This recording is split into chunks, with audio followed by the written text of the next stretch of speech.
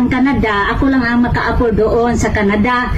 Walang ibang maka-afford doon sa Canada, ako lang, kasi mahilig ako sa mga mamahaling gamit na gusto kong ibili doon, kasi palagi ako sa Canada kasi tutor nga English nga ako doon. Kaya kilala niyo ba to? Nasa tabi ko, siya ang ex ko 2005, siya ang naging ex ko, si Coco Martin.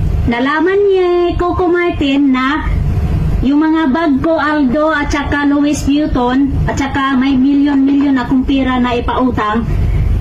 Naku guys, nagparamdam sa akin kagabi. Tumawag sa akin kagabi si Coco Martin. Sabi niya makipagbalikan daw siya sa akin. Sabi ko, hindi na ako makipagbalikan sa'yo kasi masaya na ako sa buhay ngayon. Dito sa Louis Vuitton na magnegosyo ako ng Louis Vuitton. Magano ako ng building paninda yung Louis Vuitton ko.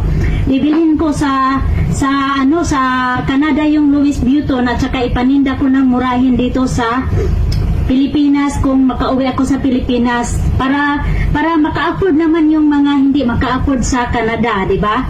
So ako na ang magpalambo ng mga Louis Vuitton sa Pilipinas na mumurahin lang, hindi yung binibili ko na tag 150,000 doon, bag isa lang ito.